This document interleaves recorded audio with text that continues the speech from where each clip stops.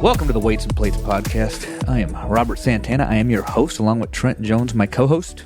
Good evening, sir. Good evening. It is actually night here too now.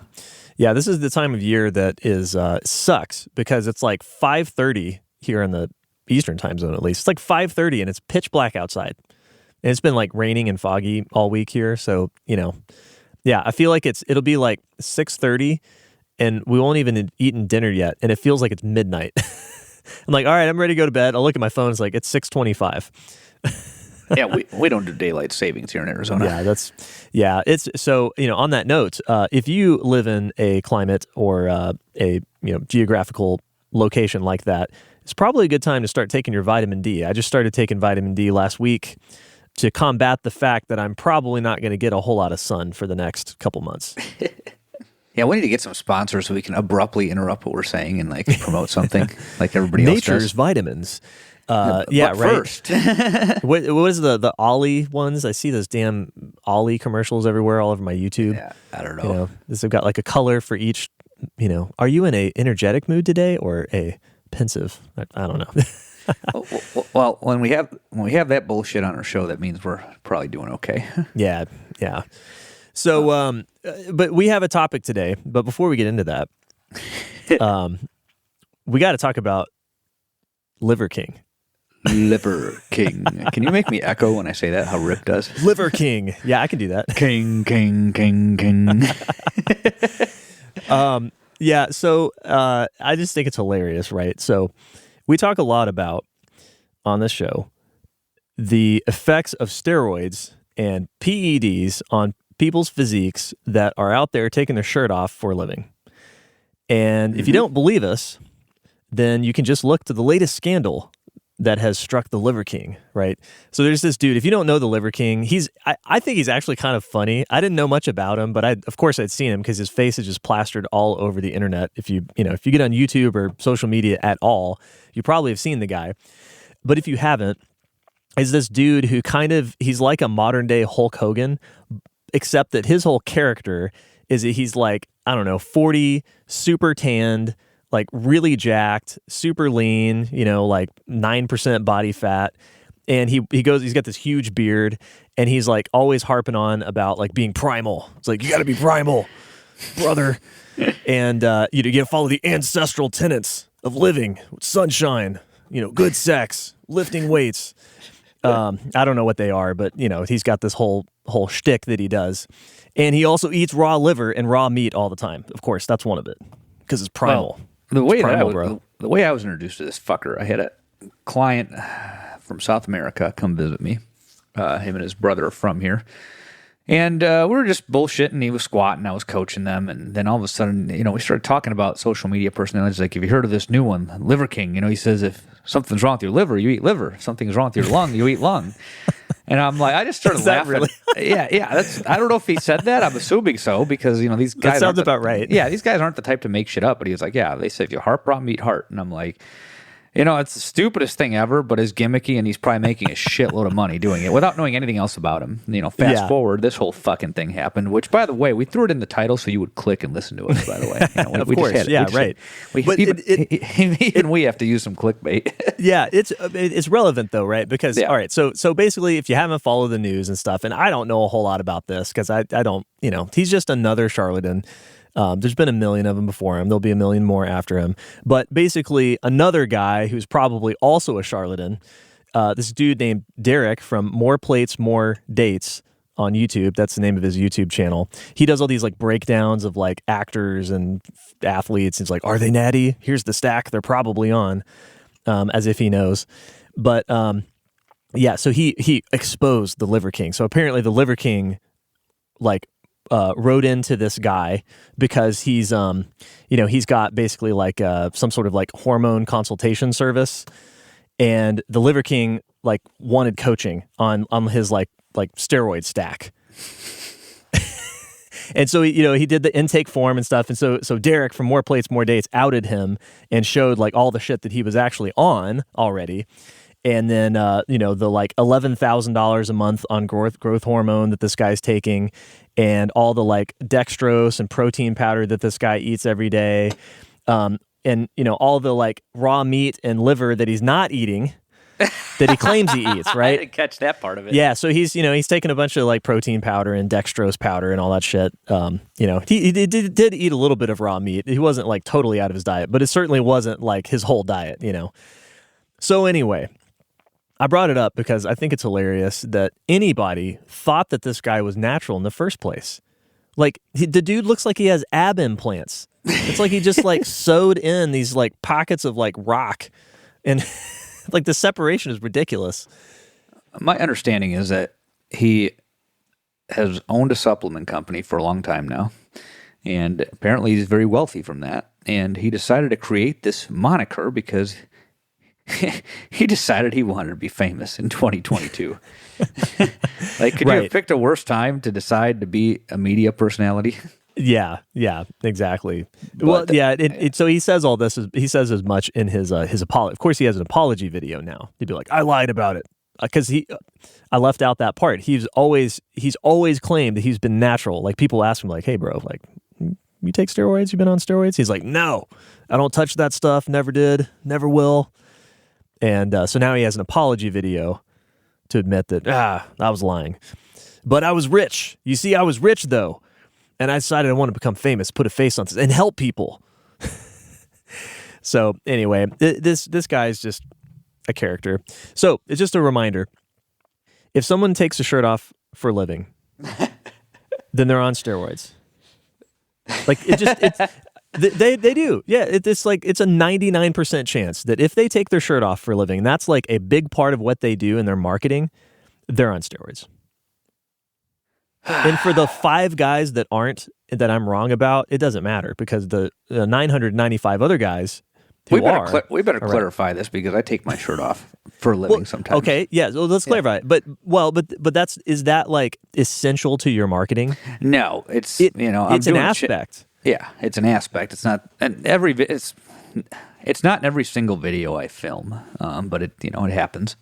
Like, so when you're working out at the gym, right, you have like either a t-shirt on or like a tank top, right? Mm-hmm. Mm-hmm. Okay, like you wear normal clothes to train in, and you post normal lifting videos of you actually training the way that you train. So what I'm talking about is the guy who's like got a YouTube video and like their shirt's never on. I'm not going to sit there and have a conversation with you with my shirt off. It's just right. Happening. You don't go on shows, on other people's shows on YouTube with and like have your shirt off for the whole thing, right? No, okay, Liver King never has a shirt on. So that's the people I'm talking about. That's the people I'm talking about. Every single one of them. If they're sitting there having a conversation with their shirt off, they're probably on drugs. Yeah. And yes, your favorite guy is on drugs. Mm-hmm. Yeah, right, exactly. Because what they're trying to do, so this is the thing, the secret of all marketing is that all marketing is trying to convince you that you have a problem that you didn't know that you had. You see, you don't look like this guy who's got his shirt off and he's super ripped. You don't look like this guy. And you see, like, you didn't think that was a problem before now, but the marketing is trying to convince you that that's a problem. You just haven't perceived it yet, that you're not lean enough and you're not ripped enough and you need to be like this guy. And then you're like, you get, if you listen to this shit and you let it come in, you let it live in your head, right, by consuming a lot of this content, then you can easily convince yourself, especially if you're a young, impressionable person, that, hey, I need to look like this guy. And well, how do I do it? Well, then you're susceptible to the plan, right? He's got a programming template that he's going to sell you. He's got supplements he's going to sell you, right? And then you realize that none of that stuff works. Well, this reminds me of, and I don't know if this still happens. I don't see it on my feed, and you know how that goes with algorithms. Yeah. But Instagram, 4 or 5 years ago, probably 3 to 5 years ago, it seemed like the thing to do was to, show your big happy family. Oh, right. Yeah. The humble brag. Yeah. Same. Is that still happening? Because I just don't see it. So I don't know if that's it was a thing 4 years ago, though. It was. Yeah. I remember that because I'm a big fan of strongman. So I follow a lot of the top strongmen that, do World's Strongest Man and, Yeah. the Rogue and the Arnold. And that I noticed that was a big thing, like, about that time frame. It's like, well, you got to do like the video with like, picking up your like 2-year-old, like right after you set a world record deadlift or something. Yeah. And it's still kind of a thing, but I think it's a little bit more natural now because it's not in vogue. But yeah, that's to your point. All this stuff comes in and out of fashion. Same shit. Stuff. Like, look, then before that, in the early days of Instagram, it was, look at me with the designer clothes in front of a sports car that I don't even own. With a shit-eating grin on my face. That fucking bullshit smile that they have, Yeah. There was the guy that there was a guy that'd be like, here I am in my garage, checking out my Lamborghini. Who started that? But the real treasure in my house is all the 4,000 books that I have that I read every day. That was like 2012 to 2015. Yeah, there was some guy like... Yeah, no, I remember that. So it started with that. Then it started with, we have a happy, awesome family with, our 5 kids and 3 dogs and this picture perfect Instagram photo that we're going to post a slightly different one tomorrow and a slightly different one the next day. Then we're going to have them in the background while we're lifting. Yeah, right. Yeah. And and it's always like something like, like, man, I'm super rich and I've won, I've got 6 trophies on my wall, but you know what? None of that matters. See, none of that matters. The $14 million that I made in endorsements last year, that doesn't mean a thing. It's really all about my family, you see. But they always have to like specify how rich they are before that, right? Yeah. Yeah. Dude, it's hilarious. It cracks me up. Then there's the ultra high pitched sales voice, like, guys, I made $5 million last year, and I'm going to tell you how I did it. Like, what the fuck is with that, man? Like, all these guys sound like that. And then when you talk to them, they don't sound like that.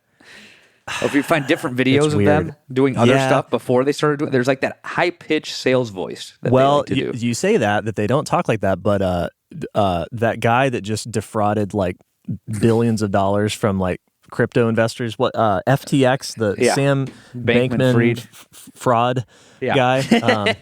He talks like that though. It's like I heard like an interview that he did where he like accidentally kind of admitted to some of the fraud he was perpetrating, but he was like, he talks like up here like this. I'm like, what? Like, this is so weird. There's guys that intentionally do that though, and I don't understand it. Yeah, it's like they think they're gonna make more money sounding like that for some reason. I think it's like I want to convey high energy. I think that's what it is. Yeah, because high energy is good. It gets people amped up. It's just like Elizabeth Holmes. The lady that made the fake blood testing, the Theranos company. Dude, ASU had that shit when she would talk like this, like down here. Jesus. Yeah, Why? she would always talk like with a really low voice. And then there's a couple times that she got, like she didn't know she was on, and then there's her just talking in a normal female voice. So, all right. So the moral of the story, if somebody's taking their shirt off for a living and they do it all the time and it's like the focus of their marketing or their like what their public persona, they're on steroids. Mm-hmm. And I think the second thing is everything on the internet is fake. Yeah, everything's fake. Like everything's fake. It's all fake. All media is fake. We want to restrict this to the internet? I mean, all media is fake. Yeah, absolutely. I mean, really and truly, like even you and I, right? Yeah. Even you and I are presenting to you, the listeners, a certain version of ourselves, a certain character, if you will, within the context of this podcast. Now, I mean, I happen to believe in all the things that I'm saying, but you're only getting like one little slice of me. You're not getting the whole me that you would get if you knew me in person, right? And so even that, right, with people who are trying to be honest and forthright, it's still like kind of like it's really filtered. So, I would even say that we're fake in a sense, like if you want to call it that. But there's a lot of stuff, there's a lot of other people that are just straight up fake. Like everything about them just a complete fraud. There's a continuum of this shit. Yes. Yeah. There's, fake, faker, fakest, not so fake. I don't fucking know. There's a spectrum of it. If you were to come to my gym, I'd happen to be this way, But like you said, you're only getting a fraction, Right. I'm at work, It's different than when I'm at home, and it's different than when I'm with my girlfriend. Generally, there's overlapping things, There's a level of consistency that I aim to preserve, I suppose. Yeah. I don't know. I gotta think about this more. I don't like being in the fake category, but we are putting out a program, so there's a there's a performative element, I think is what you're trying to say. Yeah, exactly. Yeah, I'm being a little like, incendiary with my language here, right? Yeah. Fake. I wouldn't call myself fake. I Wouldn't think call so. you fake. I don't think you're fake. That's not my intention for sure. But I have to admit the fact that anytime you get in front of, anytime you have any sort of public message, whether you have a YouTube channel or a podcast or you're an author of a book, you are always kind of, you got to take a stand on things, and you got to kind of pick an approach. And so we are engaging in rhetoric in a sense. Of course. This is not dialogue. This is not dialectic like we might have in person. And that changes things. And, the internet is just like everything. It's that fact hyped up to like a billion X. Everything is rhetoric, and it is all carefully designed to get you to do something or believe something and follow somebody. Well, that leads into the bigger topic here because, at the end of the day, we can't prove most of what we're saying, Right. And by that, I mean, there's no facts, right? We're reporting anecdotes, that we've experienced firsthand and secondhand with people we've trained. I think many of the listeners have experienced some of the things we're talking about, so that, adds a layer of credibility. There's relatability there.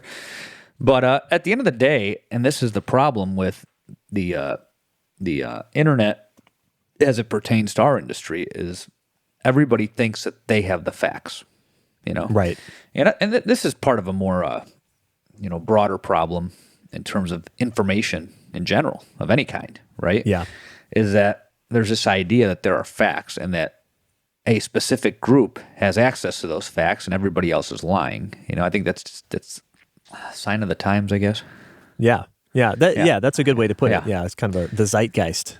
Yeah. Everybody is arguing over whose version of reality reflects the facts. And we'll just kind of keep it to our industry and not turn it into a broader conversation. But, and over the last probably 40 years, there's been a body of peer-reviewed literature that has come out pertaining to lifting weights, right? Various programs, various exercises, biomechanical studies, there's diet studies, there's lots of different studies reported in peer-reviewed journals pertaining to exercise of various types.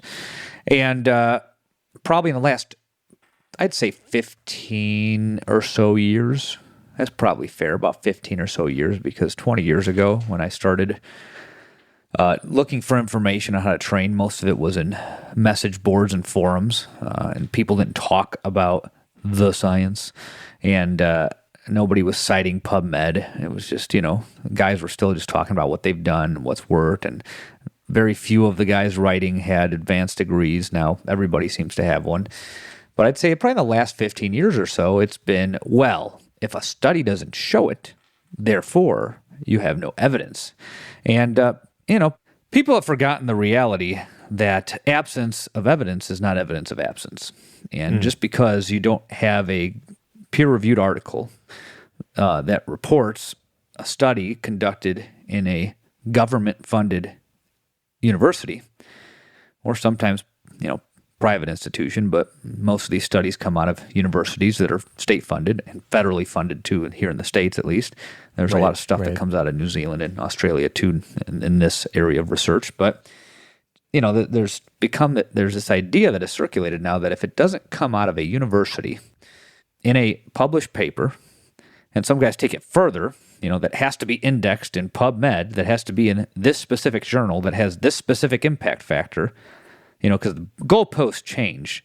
The goalposts change depending on what bias the person setting those goalposts is trying to push. But the general consensus here on the internet these days is that if it's not a peer-reviewed journal, therefore, it doesn't happen. And it's so bad that even, how long ago was it now? 15 years ago, when I started taking upper division undergraduate classes in nutrition, we were explicitly told, and again in my master's, that do not trust anything out of Men's Health. That it's all bullshit. That that it's not based on research. You don't ever cite a magazine. That you must cite sources that are peer reviewed. This was the position of most academic institutions, I found out later, but certainly the one that I went to. And that's what they told us, that, it was laughable to use information from Men's Health, when in fact, the information that I was using from Men's Health was also published in the literature and is also in the Blue Book and is also, part of what I do now that is highly effective. And I'm referring to periodization, classical periodization. Start with, lower volume or lower intensity, higher volume, and move towards higher intensity, lower volume. That's classical periodization. So I learned that not in in an NSCA book or an exercise physiology book. I learned that in a Men's Health magazine in 2002, 2003. Might have been Men's Fitness. I used to look at both. And, I've been following classical periodization ever since. I understand it on a more conceptual level now because I've been formally educated and read more books since then. But that was my first exposure to it. Do a hypertrophy phase, do a strength phase, do a power phase, even though it's not really power, but they call the, max strength stuff power back then for whatever reason. I don't know. But, I've been basically, I did that then. Then after I ran my LP, I basically did the same thing in post-novice training, So, but if I took that statement at face value, then I would just discredit something that, in fact, generally holds true. That's a pretty effective way to train, And I know some douchebag's going to come on here and say, oh, DUP's better. And this is not the discussion we're trying to have here, okay? So save it. That's a different conversation. What I'm saying is that, I was told that magazines don't provide accurate information, that accurate information only exists in a peer-reviewed journal. There's been this rise of evidence-based, and then insert whatever your field is, like evidence-based medicine, evidence-based practice in general. That was the original term, evidence-based practice. Now they've added medicine, nutrition, Yeah, sure, right. And, I'm not going to comment on specific fields of what that means specifically in medicine, because I don't know. I'm not a doctor. I don't know anything about that field really. But just kind of generally, one thing that strikes me is there is more than one way to understand the world around us. In other words, there's more than one type of information out there, right? And that, there's the ancient Greeks thought about this stuff very deeply, and they came up with a lot of really good stuff.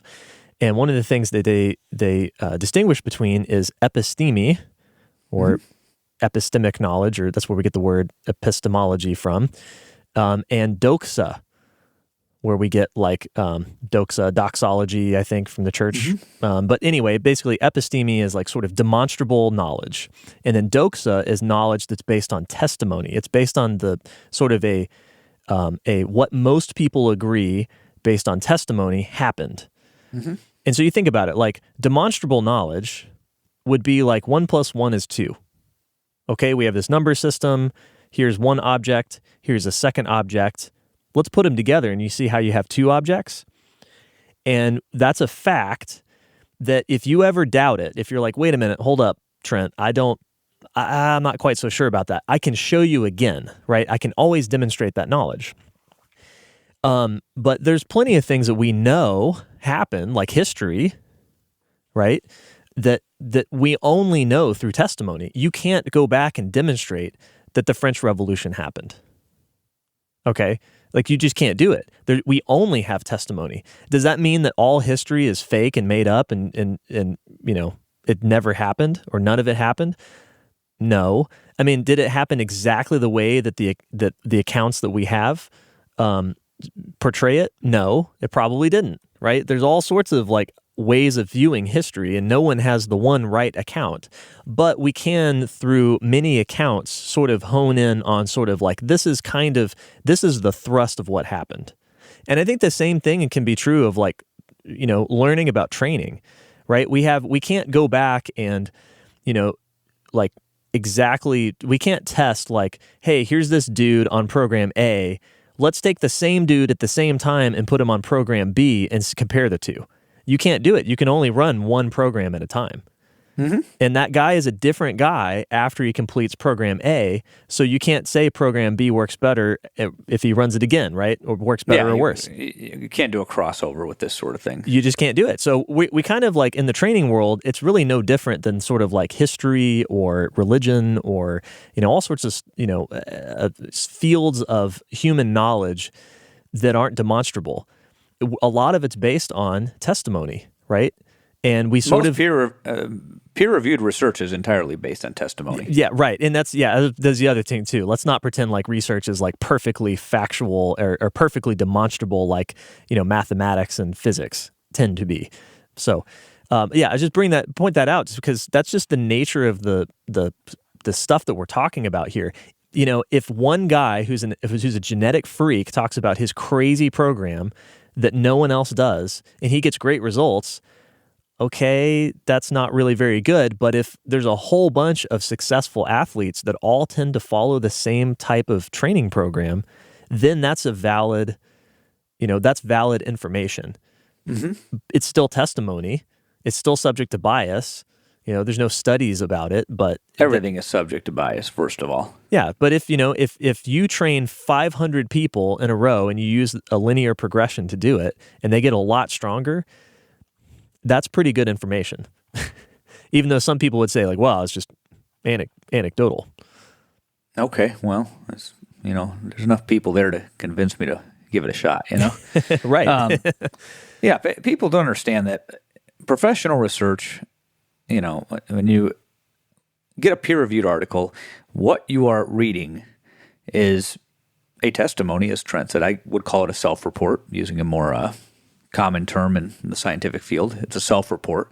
The researcher is reporting what happened to a publishing source, a journal, and the reviewers are deciding whether it was written well enough to pass a muster for publication. And oftentimes those reviewers will make recommendations on what that, as Trent says, testimony should look like. They'll say, change this, change that, don't like those numbers, don't like that figure. Sometimes they'll change statistics. So you have, several layers of humans reporting things. So at the very bottom, you have your lab techs that are, and let's say it's a training study, right? We're just going to narrow it down to that. You have your lab techs that are coaching people. Then you have probably different lab techs that are doing the pre-post testing for whatever outcomes you're measuring. You might have a X-ray tech doing a DEXA. You might have a sonographer looking at muscle volume. You might have a nurse drawing blood. It just depends what you're measuring. Right. And then a different person's training them. And the person who's actually listed last is the lab director. That person's probably not there for 75% of it. So people don't understand what researchers actually do. Researchers aren't in there training people on lifting weights. They're writing the paper that gets published. But more importantly, if they're at what's called a Research 1 institution, that means the institution has a high research activity. I believe there's 2 and 3. That means lower and lower, et cetera. And there's I forgot what all the different ones are, but Research 1 means high research activity. Arizona State University is a Research 1 institution. So if you're working at a Research 1, your job as a researcher is to secure external funding to pay for projects that will get published, and also so that the university itself gets a percentage of that funding that you're securing. And most of the time, they're chasing federal funds in the form of NIH grants in the field that I'm in, right? Yeah. And so they want grants from the federal government to pay for their research projects and also to essentially give the school free money. They're paying for facilities, but the school's getting a deal. They're not paying the faculty as much. They'll typically waive some of their teaching times, so that they can spend more time on the projects. But in practice, what they're physically doing is they are competing for grants, and then they're delegating a lot of work. They have, They have a research team that they've assembled to carry out all these tasks. So you have the researcher who may have designed the project, Then you have a lab manager that probably oversees everything in the lab, isn't necessarily doing one thing, but is supervising all the different things. So let's say they're doing ultrasound testing or VO2 max testing or 1RM testing or training. You might have a lab manager that's in charge of supplies and general supervision and may carry out some of the tests. You might hire one that has a specific skill set as well that they do. But, they're there overseeing. Then you have your techs, which could be doctoral students, master's students, undergraduate students that are doing various jobs of various levels of importance. And they're also writing stuff up in many cases. I just finished my PhD. I'm trying to publish an article from it right now. But there's a lot of delegation that goes on. You have a team, and the person who gets most of the credit on the actual publication is the person that is physically, I don't want to say doing the least, but they're not actually carrying out the methodology. They're designing the methodology, and they're securing the money. But most of the time when that's getting carried out, their typical day consists of lots of meetings, and a lot of them pertain to, research activity. Some of them pertain to administrative activity, and then they have a lot of administrative tasks. So when somebody says that, Stu Phillips is this great researcher in Canada, and he said that there's no difference between load in terms of 1RM or hypertrophy. I think that was the article that we reviewed back in 2016 at the coaches conference. Well, Stu Phillips wasn't in the lab training people. He probably wasn't even testing people. He wrote the article. He got the grant funding, if there was grant funding. I don't remember. And he was probably working on several other articles at the time, and he was probably sitting in a shitload of meetings and popping in and out of the lab periodically. This is not uncommon. It's just what it is. And, a lot of people don't know this that haven't worked in academia. There's, pros and cons to it. Obviously, if you're trying to run something big, you have to delegate. It's simple as that, But to equate an academic professional researcher with a strength coach is not a fair comparison because they're two completely different jobs. They typically will hire a strength coach to carry out the strength training if their grant is big enough to allow that, right? But the point is, the person writing the article that's doing the interviews and getting all the PR is not the person that showed somebody how to squat, Right. Yeah. And so, I can easily see, being... They're a project manager. That's a good way to put it. Yeah, sure. And does a general contractor put in the drywall? Sometimes, but not often. Usually right? not. Yeah. Same concept. It's like they're like contractors, essentially. Yeah, sure. And I can see how there's a lot of layers of human error that get introduced because there's so many people with, a finger in the pie, so to speak. Mm-hmm. Right. Just like you see human error when you have a brand new house built by a company that builds lots of houses. Yeah, and, right. You like, what the fuck? Why is my, tile coming off, Why is the drywall, peeling up, Like, there's issues. Why is the garage not level, Yeah, right. And so, like, and it's interesting, I've heard there's a term called the reproducibility crisis in the sciences generally. I don't know how it affects specific fields, if it's worse in some fields than others. I suspect it is. But basically, my understanding is that, when people, like, kind of the unsung hero of the research world is like being able to reproduce results that other people got in important studies. So if, Einstein does a study and says that, hey, listen, there's this like thing called, the space-time continuum, or gravity or whatever, I probably just fucked that up. But whatever, he says he finds some important discovery and he's like, hey, listen, I measured these two stars and they came up with it. Well, then other physicists need to also do the same experiment and come up with the same results to verify that what the results he got were valid and that the conclusions he drew from those results, therefore, are also valid. Yeah. And if you look at all the body of research that's out there, there's a whole lot of it that cannot be reproduced. Yeah. So what does that tell you about how valid it is and their conclusions?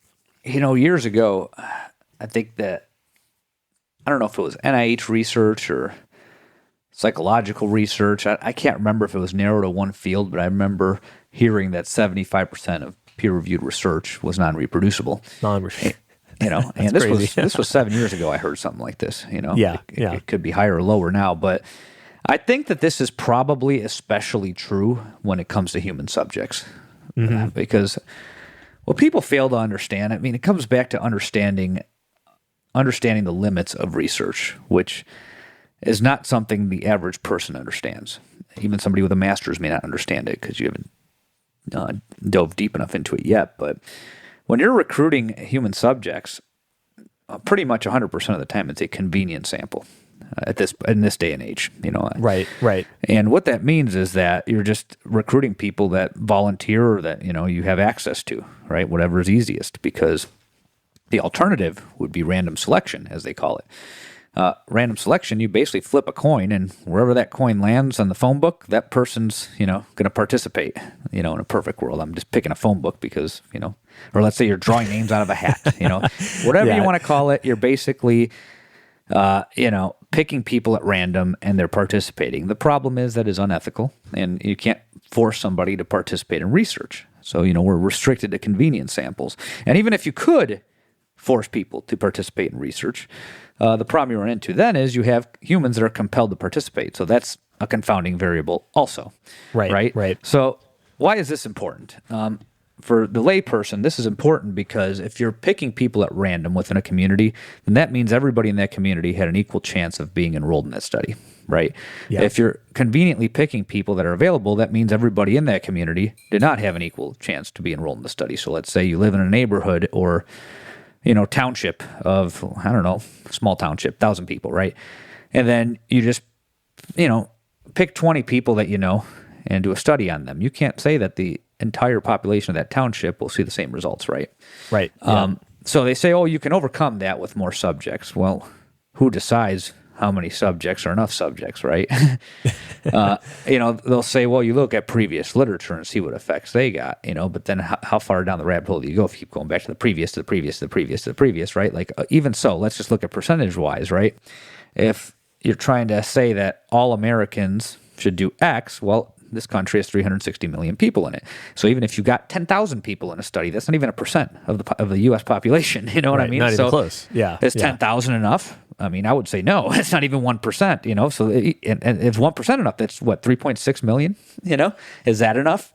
And then when you get to that point, now you have all these other factors introduced. To study 3.6 million people, you need a lot of people to carry out that work. So now you have different people carrying out different tasks, and you don't have, you try to get as much consistency as you can, but you kind of see where I'm going here, right? There's a lot of things you just can't control. And when you're dealing with human subjects, that's even worse. Like I said the same thing. That's the same thing Christy said when she graduated. They're like, what did you learn from your PhD? At the end of my defense, something to that, one of those types of questions. And I said, well, From now on, I would much rather study animals because they follow directions, they show up, and you can predict the outcomes. They don't have free will. Yeah, exactly. I mean, if you're offended by that, you're on the wrong podcast. But seriously, when you do animal studies, you get much more valid data because you are randomly selecting the animals, and you're, randomly assigning them to different groups. And, you could get good data out of that, but we are not animals. So what happens to a rat is not the same as what happens to a human. So the whole moral of the story here is human subjects research is carried out by humans, and humans are imperfect. We all make mistakes, and the more humans involved, the more mistakes are likely to happen. This is just, statistically speaking. So by the time you get the annotated version of a, research publication in, whatever newspaper you read, at that point, it's been so diluted down, and it doesn't cover any of these limitations, and it presents it to you as, well, look, science says. And it's like, well, no, that's professional research, and they're reporting something. Can that be demonstrated? I like that word now, Trent. I'm stealing that. Can you demonstrate what you've read in that article? And sometimes you can, and sometimes you can't. Like, for instance, I always say, one thing that we agree with the bodybuilders on, and the bodybuilders agree with the professional researchers on, and the CrossFitters agree with us on, is that if it gets heavier over time, you're going to grow, whether it's 5s or 10s or singles, right? Because you could demonstrate that. If you're lifting 5 pounds today and 500 pounds in a year, it's quite a big jump, but, you just rehab from a stroke and you're, 25. It's a rare stroke, right? So you started with 5 pounds in the hospital bed, and then you got healthy and you got up to 500 pounds, okay? But anyways, you're going to look different from baseline. Yeah, I've never seen somebody go from, all right, so let's say like an average, very average person, right? Let's say somebody who deadlifts 135 on their first day. And there's going to be some people who be like, well, he could have deadlifted more though, right? Let's say he goes balls out first day. That's a horrible idea. Don't do it. But Let's just say he does. And he pulls 175 maybe, 185. It ain't 200. Okay. No. Average guy. Okay. Now you fast forward a year or two and he's pulling 500. Okay. I've never seen that happen and the guy didn't get significantly bigger. No. So I'd like to see it. I'd like to see a guy who does that and doesn't get any bigger. Yeah. I don't think I've ever seen it. It doesn't happen. It doesn't happen. Again, it's demonstrable, like you said. Right.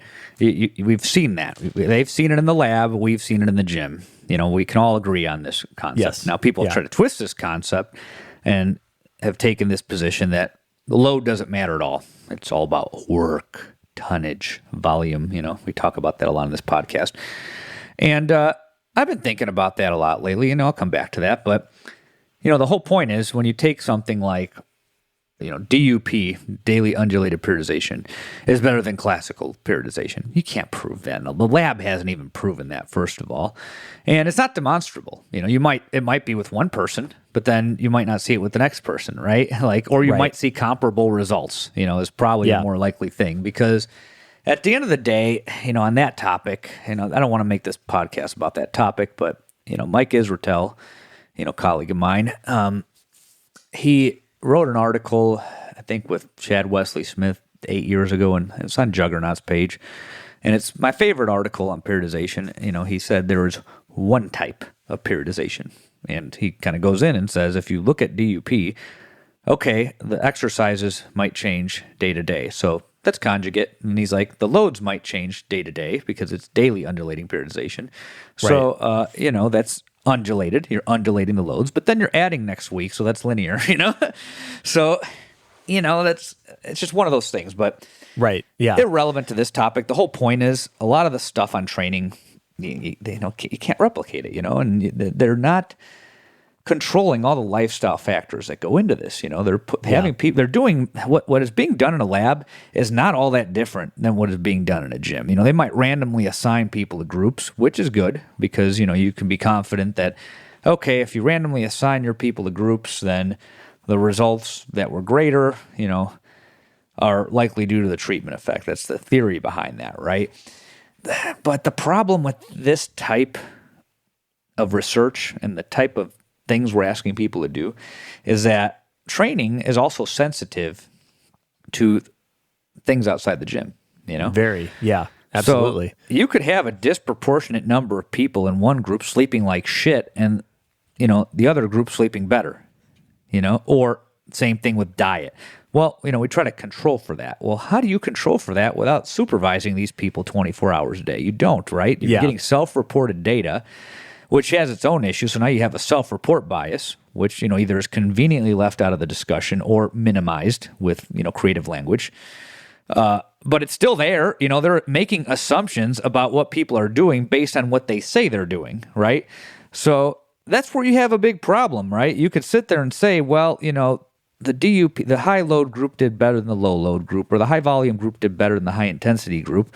And, maybe that's true. Maybe it could be due to the training, but maybe people in the, high intensity group weren't eating enough, or maybe they weren't sleeping enough and they told you they were because they want to make sure they get their gift card at the end of the study and they're worried you'll kick them out, or for whatever reason, or they just, are not good at self-reporting. These people aren't scientists, they're normal people that you're recruiting. So, do you think they're weighing out their food with cups and scales and getting something accurate?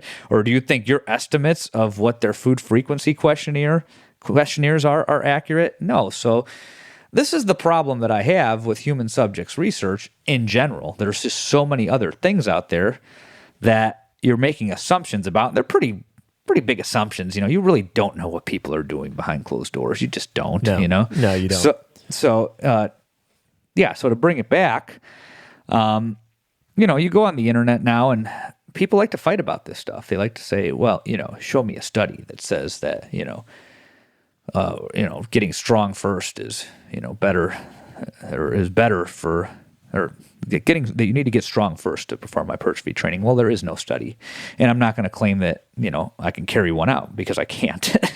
You can't either. No university can. There's no money for that, first of all, and I don't think there's a grant big enough for that. Let's say you could house people. Think of the logistics of that. Now you have a group of people that's used to living in their house and going to their job and all that. Now you've displaced them from their natural environment, put them in an unnatural environment for several months, made them follow something that you've told them to do, and got a certain result. But then when they go back to their natural environment, shit has changed again, right? So, I mean, I could go on and on about the different examples of why you can't really take this stuff at face value. You know, the bullshit test is this demonstrable? And, you know, if it's not, that doesn't mean it's useless. It means it might not be useful for your purposes. And your purposes are you want to get stronger, you want to look better, you want to feel better, you want to build muscle, you want to get dates. I mean, that's why people do all this shit, you know? But, you know, like that's what I'm saying. You know, research is not always... research does not equal fact. You know, I think that, there's people that want to equate the findings of research. First of all, there's people that want to equate the findings of research with science, with the greater, like, big topic of science. And I don't think that's the same thing, right? Science is a process. It's not the findings of a bunch of research papers. That's not what science is. It's one aspect of the scientific process, right? But it's not science itself. And then I think the other thing is people want to equate this kind of knowledge that's gained from scientific inquiry with the truth. Mm-hmm. And that's not what it is either. It's part of the truth, but it's not the whole truth. Right? Just like testimony is an important part of the truth, but is not the whole truth either, right? Yeah. I don't know that humans can know anything objectively. I don't think we can. I don't think it's possible. We can only know the truth, you know, through a veil darkly, right? Yeah.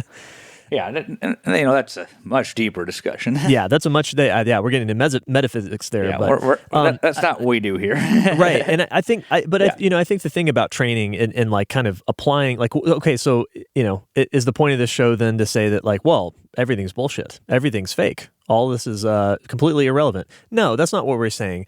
I think where I find like a good way to evaluate the information that I'm intaking is, can I look at the people who are generating the information that I'm looking at and sort of, can I find some sort of like alignment with our values or alignment with our lifestyle or some other way in which we are alike?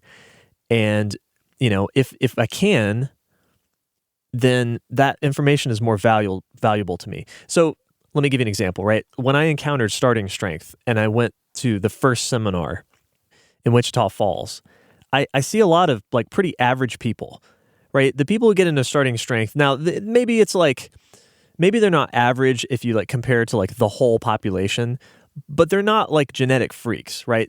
Starting strength seminars don't attract people who are like D1 college athletes, right? No, or professional bodybuilders. Or professional bodybuilders. They're pretty average dudes. Now, they might be a little self-selected towards people who are better at weightlifting, as in like, you know, slightly bigger builds or taller or, you know, more dense or whatever, you know. Maybe you could try that, but it's pretty average people. It's not people who are like like when you go to a seminar, there's not a whole bunch of people that are squatting 300 plus. In fact, there's probably only like you could probably count on one hand, maybe two hands, the total number of people who are going to squat over 300. Most people are squatting like 185, 205, 135, right? That's the average. So if you walk in and you're a beginner at this stuff, man, when I did it, the numbers were much higher. Yeah, and maybe it's probably has changed over time. Man, and, you know, I remember I went in 2013 for my first seminar, and Dave Abdulmulai was there, and it is a good example. You know, he's a big dude. You know, yeah, sure. He's bigger than me, but like when I saw him before we did any lifting, I didn't expect him to be insanely strong. You know, he blended in a room. He was, you know, he was a big. He had a bigger build, you know, but he didn't. But I always pictured a bodybuilder, you know, type guy, or a big, fat, strong power lifter type guy that would, like a lot of the power lifters that look like fat bodybuilders, you know, essentially. Yeah, right. That's what I pictured when I pictured like big, Ray heavy Williams. weights. Yeah. Dave, you know, I think at the time he was chubbier, you know, and he looked pretty normal. And then he started squatting, and he had like 5 plates on each side, and my buddy's like, dude, he's squatting 500 for 5, or something. I think it was around that. I want to say he was squatting like 500 for 5. Then he hit 6. I think he squatted 6 at some point. Then he like deadlifted a big crazy number too. Right. And, it's not that he was not small. Like after he did it, I'm like, well, he's a big guy. So, okay. But it was like, I had a different picture in my head after reading all the muscle mags, that. Yeah, right. Guys were either really ripped and huge that were lifting big weights, or they were fat and, muscular, Right. Yeah, exactly. Yeah. And so like, so you see a guy who's really strong, but not necessarily elite, genetics for aesthetics. Right. And that's whatever the average. Fuck that means. So yeah, whatever that means, but my point is that, so I walk into like this world of starting strength, and I see a lot of like pretty regular dudes that are getting results, and there's a bunch of guys squatting 315, to 350 that come out of this. Okay, that's not insane, but I'm talking about for reps, right? For 3 sets of 5. That's not insane, but that's a hell of a lot better than the general population. I don't see anybody at the Globo gym squatting 315 for 3 sets of 5. No. Like basically nobody. I used to think that was heavy for even one. Right. And so like I see that and I'm like, okay, well these guys have something relevant to tell me here. Okay, now I could go in so I could do the same experiment. I could walk into, an Olympic level weightlifting gym with a bunch of like, competitive Olympic weightlifters, and they might train a different way. I don't know if what they have to tell me about their training programs is really very relevant to me. It doesn't mean they're wrong. It just means that like I'm around a bunch of genetic freaks. Like you don't get to the Olympic level unless you are an exceptional athlete, right? So yeah, I mean, all that's to say is that, right, so I think you have to do some level of like, well, who is telling me this information? And, are they producing results in a population that's like relevant to you? Then this is the big thing we get, right? When we look at, in America at least, there's a lot of, it's popular to look at what professional athletes do. Mm-hmm. And it's just not very relevant because, even if it's completely irrelevant. It's completely irrelevant because there's a whole bunch of reasons why, but one big reason is that you're just not the same kind of person that they are, right? There's more to it than that, but like they are genetically another level, and they're going to respond to training totally different from you. So it doesn't mean that what they're doing is wrong necessarily. Sometimes it might be suboptimal. Maybe it is optimal for them. It doesn't matter. It's not for you. It's not relevant to you. No, yeah. You played sports. I played sports. I remember high school swimming. The most gifted guy on our team was a year below me. And he'd been doing it his whole life, so he had time in the water on his side, of course. But, he had the build. He was tall, long-limbed, big hands and feet, thin, very light. And he was very fast, and he got faster every year. And I think the rest of us were probably doing 10,000-yard workouts. He was probably doing 2,000-yard workouts, maybe 3,000-yard workouts, because he had asthma. But then he would use the asthma to get out of putting the time in. Yeah. And I can't recall if he ever outright admitted that. He might now as an adult. I don't know. He's a nice guy. I always liked him. If you're listening, I'm not knocking you. You know who you are, but I doubt he's listening. We haven't spoken in 20 years. But he was a nice guy, cool dude. He was a likable person, but he was just burnt out with swimming, I think, because he'd been doing it his whole life. Yeah, so sure. When I met him, he was 15. I was 16. Or no, I was 15. He was 14 when I met him, because I was a sophomore. He was a freshman. And every year he got faster. And even his freshman year, I believe he definitely went to, so in Illinois they had, see if I can remember, they had a conference championship, which was local. Then they had a sectional, which I think was a bigger region. And then there was the state meet. And he definitely went to the sectional, which was the one below the state. I think he went to the state meet his freshman year. I really do. Yeah. Yeah. He must have. He was fast. And then, of course, by his senior year, he was fast. I don't know. He may have posted a record somewhere. Then he went on and did it in college. But my point is, he did 20% of what the rest of us did and still got faster, And it was good to see, though, because, Rip talks about it all the time. We tell our clients this all the time. Athletes improve in spite of what they're doing, not because of what they're doing in a lot of cases. Now, I mentioned the older kids for a reason. The year above me, they had just enough talent to perform at a very high level with hard work. And those guys were fucking workhorses. And the year above them, those guys were even bigger workhorses. And both of those cohorts went to state. You know, we were a small program at a public school southwest of Chicago. We had we had a hard ass coach who, you know, he's an Italian guy from, I think he coached at a Catholic school before he coached at my high school, and he was tough, and I like him, and I follow him on Facebook. Yeah. He's still same old coach as he used to be, and I think he's retired now. But I appreciated that he was tough on us. He was tough. We all respected him. And, I think he had 3 state rings from his previous high school because he had a lot of high talent at that Catholic high school.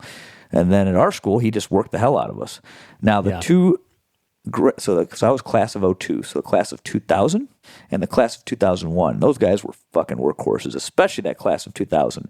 And they would tell me and a lot of them, what was interesting about those kids was a lot of them started in high school. You know, they didn't have all those years of swimming as youth. Some of them did, but a lot of them had 4 years in. You know, I remember one guy that comes to mind. He was a fat, chubby kid his freshman year, never played a sport in his life, swam for 4 years, went to state this senior year, you know? Oh, wow. Yeah. And, we're talking about a handful of guys that went to the state meet, you know? Like, he didn't have a whole team post a top 10, total in state or whatever they called it. You know, they didn't place top 10, but he sent high school students to state every year.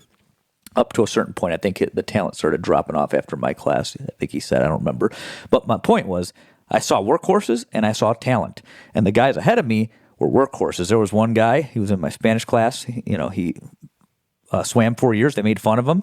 And he went for an individual event at state. And I think he placed, I don't think he broke a record, but he placed pretty high.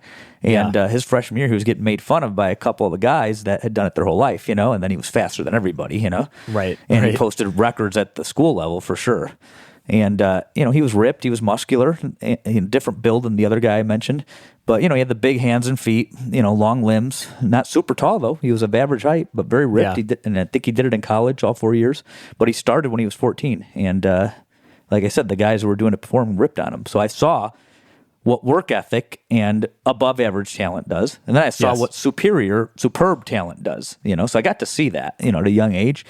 And I think that's why I kind of like, when I heard Rip talking about this, I never really thought about it until I started going on about it right now. But I think when Rip was talking about this, it resonated because I saw that firsthand. I saw guys that were of above average talent that worked their asses off and they went very far. And then I saw guys that were like 2-3 standard deviations up from the mean, that just got faster doing very little, Right. Yeah, exactly. And it was interesting, but fast forward and, put this in the context of lifting, a lot of people will look at a bodybuilder and think that person knows how they need to get big.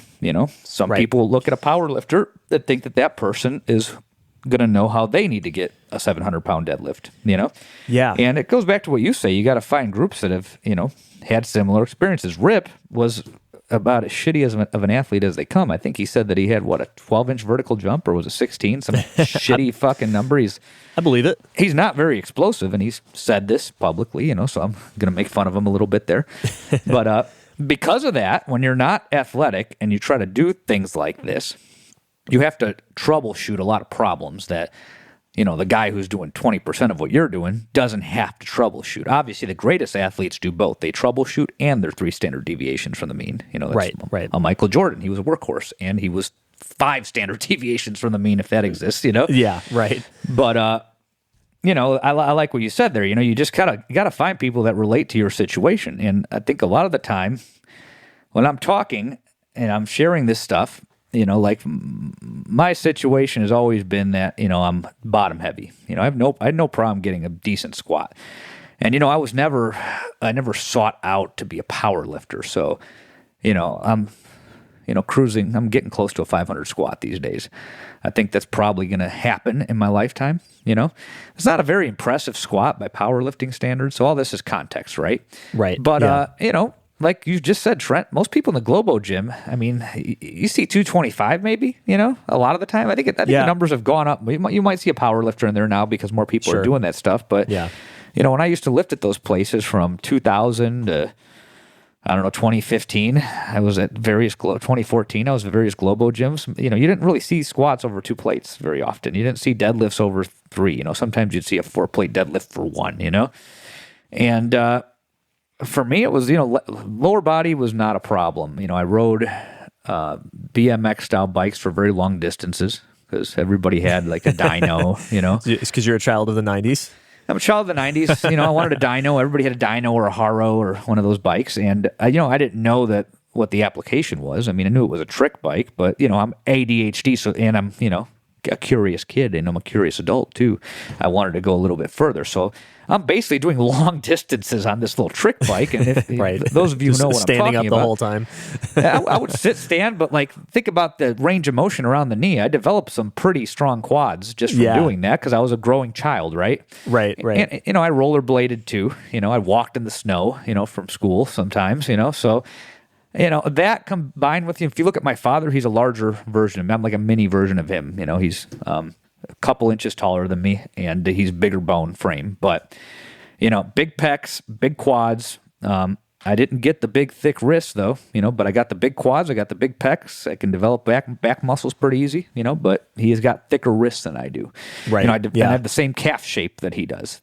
My muscles are just smaller than his because he has a thicker skeleton overall. Yeah. And he's just a bigger guy. That guy's an endomorph, My mom's side, they're, more of the skinny fat phenotype, small wrists, small structure, so I kind of got a blend of the two. I got my dad's muscle bellies with my mom's structure, my mom's family structure.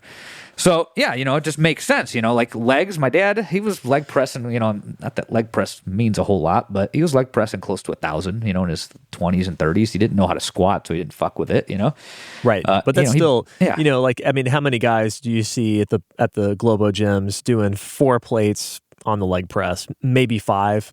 Yeah. Probably not for full range of motion either, but you don't see guys doing 1,000 very often. No. He was he was doing heavy dumbbells, and he would do full range of motion on things. And I remember I couldn't do a dip, so he's like, "Well, just hold yourself up there. I'm going to go do some curls." And I had to hold myself up on the parallel bars. That was my first exposure. I was at an old YMCA in Chicago that looked like one of those classic 70s style gyms. This was the early 90s, so that probably was set up in the 70s and not updated yet. It was great, man. They had a racquetball court next door, but that was my first exposure to the gym, and I learned. You just make the connection early on. You see big guys and you see big weights. And fast forward, this is the point that I'm really trying to get to today. I guess I have a lot on my mind. But the point I'm trying to get to today is you may see a guy who's not very big but very strong. But how often do you see a big motherfucker that's very weak? I mean, you just don't. And if he does, he's learning technique. And he's going to get a lot stronger than the skinny guy running the same program. There's a reason for that, right? So... and even then, you don't see, an emaciated man lifting a bunch of weight either. Like, what do we mean by small, right? What's his name? Lamar Gant, 132 pounds. Oh, yeah. Yeah. I mean, It's look insane. at him. Okay. He is quote unquote small. He's also short, so he's very dense. But you can see all his muscles popping out, man. He doesn't look emaciated. I wouldn't call that guy skinny, He's not a super heavyweight, but his deadlift locks out at his kneecaps, Yeah, if you go, look at, he's like 5'2", and his hands are like below his kneecaps. 5'2", 132, but if you pull up his pictures or watch videos of him lifting, he's a very defined, built guy. He's not skinny, but sure, he's not a heavyweight, but he's not skinny. There are other factors besides strength that are non-trainable that play into muscle size and muscle appearance, right? Bone structure is going to make muscles look bigger. Pennation angle of the muscle fibers is going to make the muscle look bigger. The skin thickness and elasticity is going to make the muscle look more pronounced. Right. Insertion point on the joint is going to make the muscle look bigger. So, the aesthetic of a muscle depends on factors that are non-trainable. What is trainable is the size of the individual fibers, right? And time again, it responds to load. Where does this concept of work and volume and tonnage come from? I have a theory on this, and I'm going to write about it, and I want to talk about it some more with people on that side of the equation that are colleagues of mine and can be cordial. But I think where it comes from is, if you barbell train long enough, you can't accumulate enough volume with those exercises because they just beat the shit out of you, specifically the low back. If we want to just really narrow it down, if you're squatting and deadlifting, your low back fails, and then you can't push your legs and back and arms very much using that exercise, right? And I was very happy to see Mike Israetel post the other day. I'm talking about him twice now on my podcast, but he posted the other day that he only does one set of squats. And the long story short of it is he explained this phenomena. That's all the stress he can handle on that exercise. But he's doing a shitload of volume for his legs. So what we're really talking about here is if you're an advanced lifter, that's, let's say you're squatting close to triple body weight, right? 2.5 times body weight even, Let's just say over double, right? Yeah, if you're squatting over double body weight, you can't do a bunch of sets and try to grow your legs that way because your low back can't handle the stress. Same thing with deadlifts. You can't do a bunch of deadlift sets and work your back that way because your low back is going to, get trashed. You might get injured too. So, that's where things like rows and dumbbell rows and isolation type exercises can be useful because you need those individual muscles need more work to hypertrophy more, but you can't use the main lifts to elicit that at that point in time because the low back gets trashed before the rest of those muscles do. So then you end up having to do isolation exercises, accessory exercises, ancillary exercise, whatever you want to talk about, like, a barbell row, a dumbbell row, bicep curl, etc., right? So let's put the barbell stuff aside. Let's say you're restricted now to machines and dumbbells, which is what bodybuilders commonly used aside from a barbell. There's other things you can use like, strongman type equipment, but that's different. We're going to restrict this to machines, cables, and dumbbells. Well, what do we know about these? Well, number one, up until recently, and think about it, bodybuilders started putting information out 50 years ago. So we got decades of inertia behind some of these topics. Dumbbells and machines make large jumps. For instance, a dumbbell will typically go up by 5 pounds. You might see the 0 to 50 pound ones go up by 2.5. That's not always the case at most gyms. And I would argue that 20, 30 years ago, that was never the case. I think that 2.5 started popping up after 2000. But even so, 2.5 is a sizable jump on a single joint exercise. It's a sizable jump on a bench because let's start with the 5 pound, right? So if your dumbbells are going from 70 to 75, you've added 10 pounds to a bench press. If you're doing a dumbbell bench press and you have to go from the 70-pound dumbbells to the 75-pound dumbbells, you've made a 10-pound jump, right?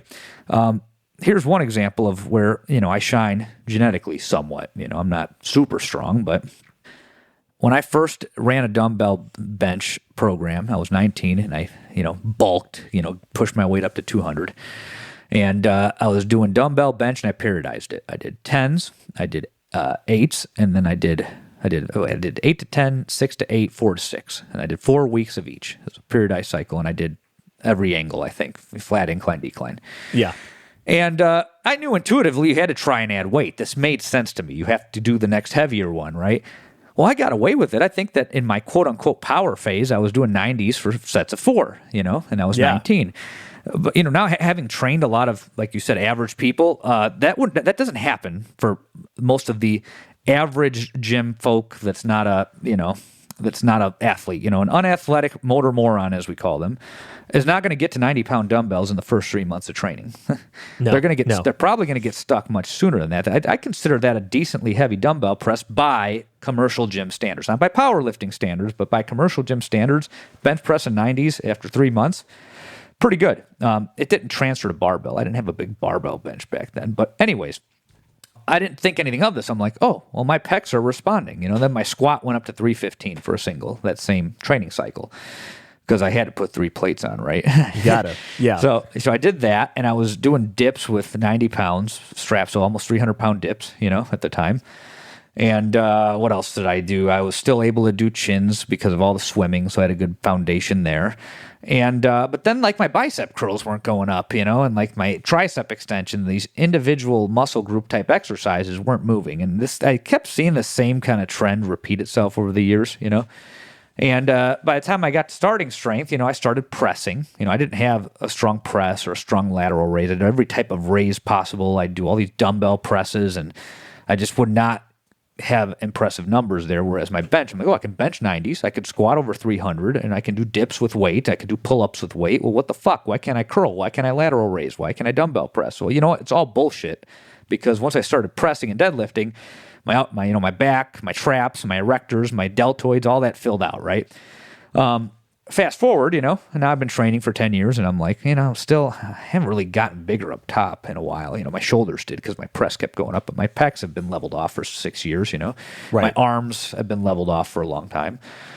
So I started doing an arm specialization program Andy Baker put out, and I modified it. There's some things I wanted to do differently. I put a barbell press in every phase, which wasn't in there, and there's a couple other things. I added the hand grippers. I modified it. I'm a coach. That's what it's intended to do. A template's not intended to be followed 100%. And Yeah. he explains that. But I did that, and the difference this time was, so there were lateral raises in there were curls in there were dumbbell shrugs in there, and there were some cable exercises. However, now I'm a starting strength coach doing it, with 10 years of strength training experience. I have dumbbells that are loadable, and I have plates as light as 20.25 pounds. So every single exercise was incrementally loaded week to week, because now instead of benching, 85, I did 82.5. This time I did 90 for 10, by the way, since we're talking about 90s. I bench pressed. I did 90-pound dumbbells for 10, which I'm very proud of. But the whole point is, I was moving on that exercise, but let's take my weaker exercises. My dumbbell curls, I was going up by a couple pounds per dumbbell, so 4 to 5 pounds a week, And there was novice effect there, like this second time around, I did 50-pound dumbbells for a set of 8, which big victory for me. This was unfathomable years ago, even months ago. I wouldn't think that I could curl 50s for 8, but the micro loading has made a huge difference. And when I kind of think back, what I conclude from this experience is that all this add reps, add sets, add volume shit comes from the fact that that's what these guys had to do. If they're training and, sure, they're on drugs. Sure, they have good genetics. Sure, they're going to jump over, just like I did on the bench. They're going to go even further on the fucking dumbbell bench, even further on the curls and all those exercises because they're naturally muscular guys and they're on drugs. But what happens when they get stuck, right? And they will get stuck, Things help until they don't, and that includes drugs, right? Otherwise, everybody would deadlift 1,000, and not everybody deadlifts 1,000 who's on drugs. There's plenty of guys that are, on a bunch of shit deadlifting 500, Right.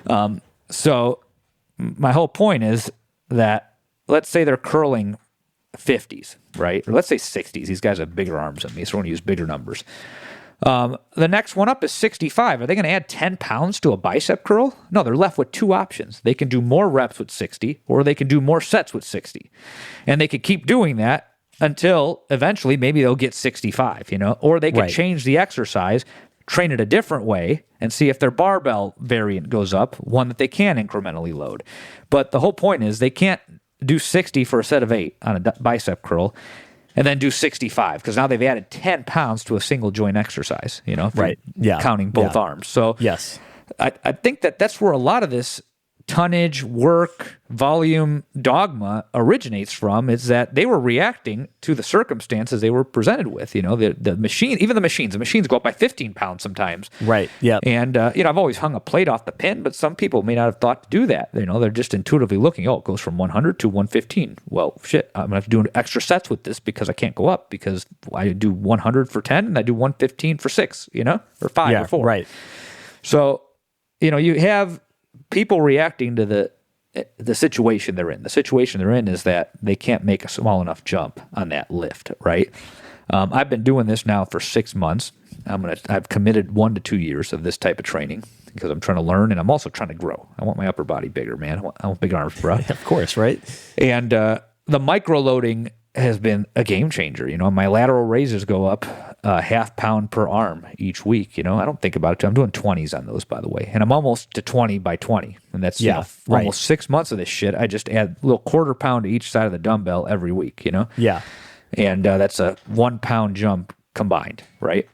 So, it's still going up. It's fucking hard, but it's still going up. I'm actually feeling something in my lateral delts. And the irony of all this, Trent, is I'm getting beat the fuck up from this. And Right. I want to talk about that when we get Baker on, but I'm getting beat the fuck up from this. Even yesterday, I didn't even squat or deadlift. I just did all bench, press, lateral raises, tricep extensions, did heavy calf raises. And then today, dude, I am fucking trashed. My everything up top is just feels like I feel like I have a backpack on. Everything's heavy. Right. Yeah. And I've heard Andy talk about, you have to be careful when you're doing that kind of work to rotate exercises periodically. That's exactly what he told me. Yeah, because you'll end up, your tendons and and a lot of the reason you do dumbbell work in particular is because you can take it for a longer range of motion than you can with a barbell. For instance, like a dumbbell bench, you can take that deeper than you can a barbell bench, and that extra range of motion can be beneficial. Not necessarily, right? Actually. I guess it depends on some things, right? Yeah. So yeah. It depends on the dumbbells you have in particular. Well, the range of motion, this is just an aside. We'll talk about this more deeply in another episode, but I tested this because my friend was yelling at me. He's like, "You're not going deep enough with those dumbbells." And then I'm like, "Dude, I can't go any lower." Then I went down. I'm like, "This is the bottom, bro." And then I took the barbell and same bottom. Yeah. So I thought about this. I'm like, well, number one, if I was fatter, I would get more range of motion because no fat pad in the way. I can go lower, right? But since I'm not a fat guy right now, hopefully not again, my range of motion is identical. So I think it depends on leanness in part. Yes. The second thing is what I figured out was the real range of motion advantage on the bench press is horizontal adduction, abduction, adduction. Yeah. Because that's what the pecs are. They're horizontal adductors. They adduct the shoulder horizontally. Yeah, think about the pec deck, right? Yeah, exactly. So anyways, go on. Yeah, no, I agree with that. And one significant thing too is the equipment you're using. Not all dumbbells are made equally. That's where on the pressing motions, that's where the old school York globes are really nice because that having that globe on there is very comfortable to rest on there. Oh, they're great. But like if you're doing a press and you've got this huge globe, right? It actually sits nicely on the shoulder, unlike a hex dumbbell or like a big stack of plates on a plate loaded dumbbell. It's like sometimes that can equal an extra inch of range of motion or whatever. But so there's a lot of factors there too. But the point being, Baker I think would say that you need to rotate your exercises because you're putting a lot of mechanical tension on your tendons, and in some cases using larger range of motion variants of the movement. That's pretty fatiguing, right? Even though you're doing a single joint exercise, it may not be systemically fatiguing like a heavy deadlift would be, but it's still locally, dude, it's fatiguing for sure. When you're strong and you do all that shit and you're doing what I'm doing sets across, adding a little bit each week. Right. It's systemically fatiguing. I didn't think it was, but until I experienced it this week, I'm like, holy shit! I feel like I just deadlifted 5 sets of 5. Fair, yeah, and that's fair enough. I think so this is another takeaway that something I've learned doing very minimal recently doing very minimal amounts of volume on my barbell training. Mm-hmm. It's gone up a little bit more lately, but it's not much at all. I'm doing one lift, each of the big lifts once a week. Mm-hmm. That's it. That's what I've been doing for years now. And I've basically patterned it a lot after the way that you've approached your own training in the last few years. But the thing that I've learned is that if the work that you do in the gym is very hard, you're going to see progress. And the same thing goes for whether you're lifting a barbell, whether you're doing dumbbell work, whether you're doing lat pull downs, it has to be hard. It has to get heavier. And it has to get heavier, right? Let's qualify that because you can make air squats hard, and that's what people want to make warm-up sets hard so they never have to add. This is a problem. Fair point. I guess what I'm saying is that, I don't need 5 sets of 5, at a medium heavy weight at 80 to 85% to get my squat stronger. I've learned that if I can do 2 very high effort sets, adding weight to the bar regularly. So I guess there's 2 pieces here. It has to be high effort and you have to add weight to the bar regularly. Then I'm going to get stronger for a good long while. It won't be forever because nothing's forever, but but I will. And that's actually been kind of surprising how little volume I've been able to get away with and drive my lifts up. Anyway, so, I think we've hit on a bunch of stuff here today, but I think, it's safe to say that what we know for sure, because it is both testified to, it is testified to by a lot of people in a lot of different circumstances, is that if you want to get results, if you want to get stronger, you want to get more muscular, you have to add weight to the bar. You have to add weight to the exercises that you're doing. That's just, it happens in different ways over and over and over. Like you said, it doesn't matter how you do it in a lot of ways. Like, you can do, classical periodization, you can do DUP. It's all progression. It's all progressive overload of some kind or another. It could happen efficiently. You add a little bit of weight each time because you have the equipment for it, or it could happen inefficiently. Yes. But at some point, everybody who grows has gotten stronger, whether they want to call it that or not. What they're talking about is an improvement in strength, Yeah.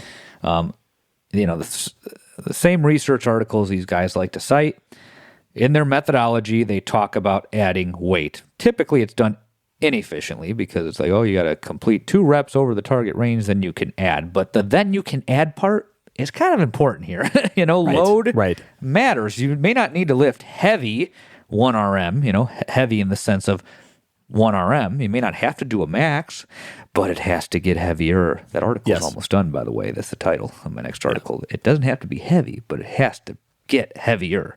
Yeah, so absolutely. When somebody tells you 30% of 1 RM has shown growth, that's because it's not 30% of 1 RM 12 weeks later. Bam. There we go. Yeah. Everything's fake except for that. That's the only fact of life you can rely on. That you Progressive have to do overload. more to get more. You get you get out of this what you put in. Everything. One of my doctoral advisors said to me once, when you finish your bachelor's, you know everything. When you finish your master's, you know nothing. When you finish your PhD, you realize everyone's full of shit. It couldn't be more true, man. My degree is conferred on Monday. We looked this up before we started this podcast because Trent was trying to decide whether to congratulate me or not. And I'm a purist, so I looked. Yeah, that's right. Monday is the degree conferral date, also the day I walk and get hooded and all that shit. But that's a fact of life, man. I'm like, once you go deeper into something, I think whether it's a PhD or, if you try to get to an advanced state at anything, you realize nobody really knows anything. Right. Everyone's full of shit. If I studied math enough, I probably would get to the conclusion that's like, 1 + 1, you're like, I don't know if it actually equals 2, technically. You like those memes? It's like, actually. Nuance. Remember when that was like a term? Nuance. Oh, God. Let's not even go there. All right, man. Let's sign off. All right. Thank you for tuning into the Weights and Plates podcast. You can find me at weightsandplates.com or on Instagram at _Robert_Santana, or you can find the gym at weights_and_plates. We are located in Phoenix, Arizona, just south of the airport. So if you fly in and want to get a quick workout in, we're about 5 minutes away. Very good. You can try out some of those lateral raises. Yep. At the Starting Strength gym. With my fancy the Starting Rogue Strength dumbbells. affiliate. Bro, I got mad spotters now too. Oh, nice. Yeah, I'm jelly. Well, you can find me on Instagram at marmalade_cream. That's also the name of my audio production company. You go to marmaladecream.com. That's where I produce podcasts and mix music and all sorts of other multimedia adventures. You can find my coaching services at jonesbarbellclub.com. All right, we'll talk to you all again in a couple weeks.